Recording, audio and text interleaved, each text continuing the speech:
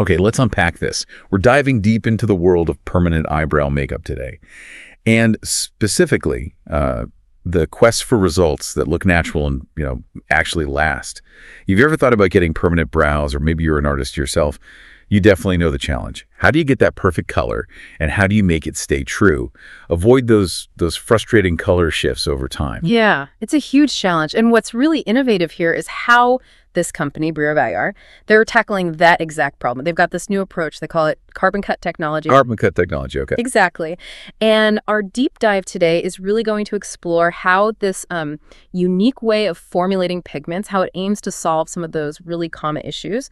The goal ultimately is giving artists, and of course their clients, more reliable, more beautiful results. Right. So let's start with that main problem, the one lots of people run into. You get your brows done, they look great, maybe a nice rich brown or a soft blonde. But then as it heals, it starts to look kind of dull, maybe ashy, even gray. It's super common, and honestly, it's a big letdown for people. It really is. And the technical reason, well, it often boils down to one specific thing: black pigment, specifically carbon black. Its technical name is Pigment Black 6. Okay. The black pigment itself. Yeah. Getting the balance right is tricky for manufacturers. If there's too much of that black pigment in the mix, that's what really drives those cool, muted, sometimes really jarring gray or even bluish healed results. Okay, so that's where this CarbonCut thing comes in, Brovi's solution. Exactly. That's their innovative answer. And the core idea, it's actually pretty straightforward, but the impact is huge. They actively reduce the amount of that problematic carbon black. By how much? By a full 50%. 50. Wow, half. Okay. And how they manage that? Well, they use this really specialized equipment. It mechanically grinds the dry pigments down to an incredibly fine level. So grinding it finer lets them use less. Well, the grinding is part of the process, but the key is that the final formula has 50% less black pigment compared to, say, older formulations or maybe competitors. It's a significant reduction. It's not just, tweaking things slightly. It's a real shift from how pigments are usually made.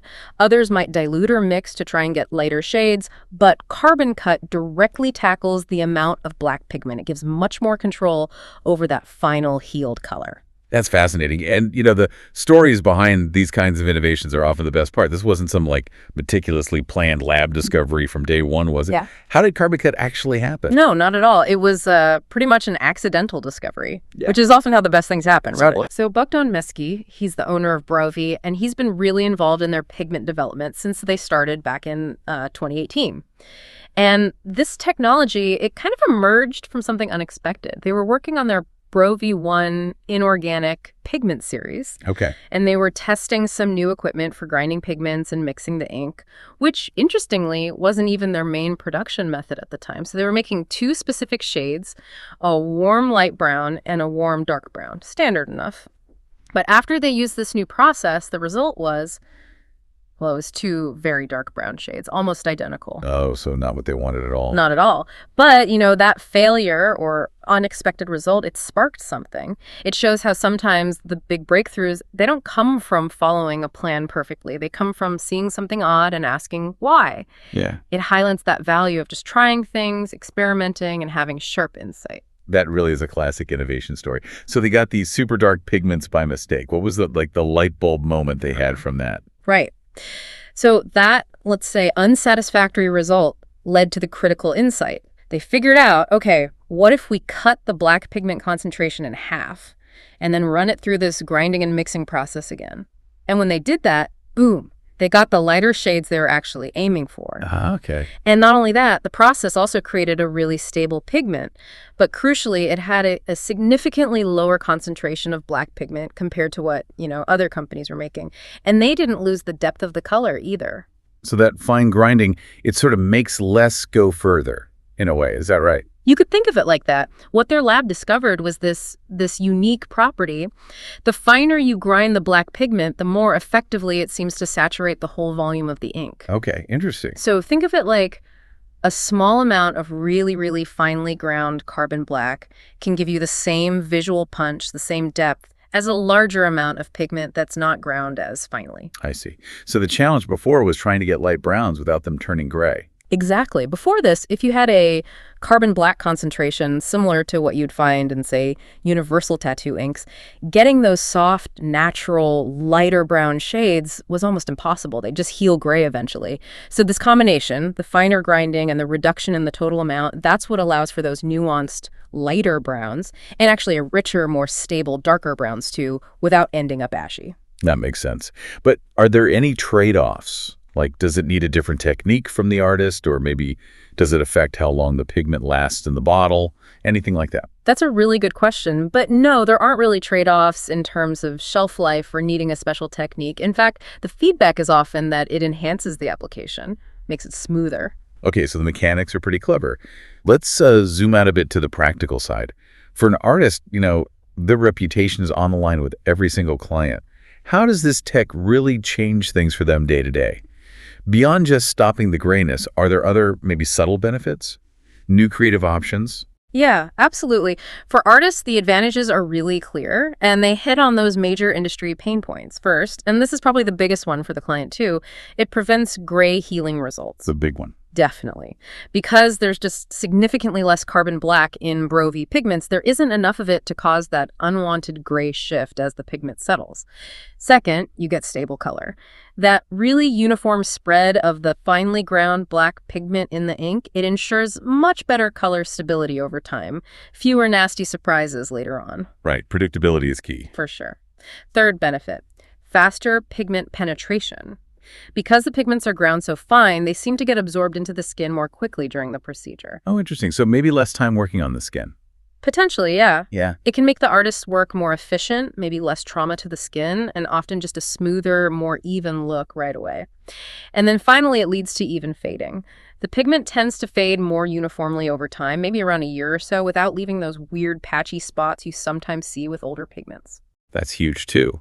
Uneven fading is another big complaint. Exactly. So all these things together, less gray, stable color, easier application, even fading, they just mean more predictable, more aesthetically pleasing results, which is great for the artist's reputation and, of course, keeps the client happy long term. Those are definitely strong advantages, especially if you're going for those really natural looks. But, the beauty world is diverse. Are there situations or maybe client types where the old style pigments might still be preferred? Or where CarbonCut might, pose an unexpected challenge? That's a really important point to bring up, and it touches on how innovation has to be adaptable, right? Different markets, different desires. So yes, the healing results you get with CarbonCut pigments, which tend to be softer, more natural, they might not hit the mark in places like, say, the Middle East. Where bolder looks are sometimes preferred. Exactly. Where darker, bolder, more defined brows are often the desired aesthetic. Brovi knows this, so they've thought about it. And they accommodate those preferences. They offer specific, darker brown shades that still use the core CarbonCut idea, but are formulated to heal darker and bolder. Shades like bitter chocolate in their main Brovi line and deep dark brown in the Brovi 1 series. Gotcha. So they have options within the range. Right. It shows it's not just about the lab science, it's also about understanding the market, different cultures, different trends, to make sure the technology actually works for everyone globally. That's smart. Thinking about the different needs. So how did developing CarbonCut affect Brovi's existing products? Did they just launch new pigments with it, or did they go back and change their existing lines? They actually did make some pretty significant changes to their main pigment line. That's their organic hybrid Brovi series after they developed CarbonCut. There were two main modifications. Yeah. The first they called alpha modification, or I modification. This was basically applying the core CarbonCut principle across the board. They implemented that 50% reduction in carbon black concentration in all the brown shades in that main Brov line, specifically comparing them to the versions they had back in 2022. So a direct upgrade using the new tech. Yep. And the second was called beta modification, ab modification. You can think of this one as more about refining the liquid base the pigment sits in, the carrier liquid. The formula itself. Exactly. They tweaked the base, they added some new compounds, things called copolymers, and they increased the amount of glycerin. These changes were all designed to make the pigment even more stable, work even more smoothly, absorb even better into the skin, while still having that crucial 50% less carbon black. Okay, so they really integrated it fully into their main line through these alpha and beta steps. They did. It shows a real commitment to applying that discovery broadly. This has been genuinely fascinating. A real deep dive into the nitty-gritty science behind something like permanent makeup. It's really clear that this kind of, precise engineering at the pigment level can make a massive difference.